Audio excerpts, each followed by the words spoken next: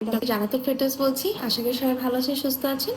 আজকে আপনাদের সাথে যে বিষয়টি নিয়ে কথা বলবো সেটা হচ্ছে অনেকেই জানতে চান যে বাচ্চাকে আপনারা কয় মাস বয়স থেকে ডিম খাওয়ানো শুরু করবেন? উত্তরটা হচ্ছে হ্যাঁ, আপনারা বাচ্চাকে ৬ মাস বয়সের পর থেকেই ডিম খাওয়ানো স্টার্ট করতে পারেন। তবে অবশ্যই খেয়াল রাখবেন যে ডিমটা যাতে একটু নরম, মানে একটু কম সিদ্ধ যেটাকে বলে সেটা যাতে হয়, এবং ডিমের কুসুম যেটা, কুসুমের 4 ভাগের 1 ভাগ আপনারা আগে একটা পানি দিয়ে গুলিয়ে, হালকা কুসুম গরম পানির সাথে গুলিয়ে সফট করে তারপর খাওয়াবেন।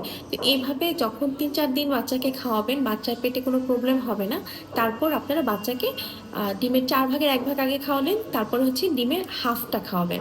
যখন দেখবেন হাফটা এইভাবে স্যুট করে গিয়েছে, তারপর 3 ভাগের 4 ভাগের 3 ভাগটা খাওয়াবেন। এইভাবে আবার আপনারা পূর্ণ কুসুমটা আস্তে আস্তে দিয়ে ফেলতে পারবেন। যখন পূর্ণ কুসুমটা বাচ্চার স্যুট করে যাবে, তারপর আস্তে আস্তে সাদা অংশ দিতে পারবেন।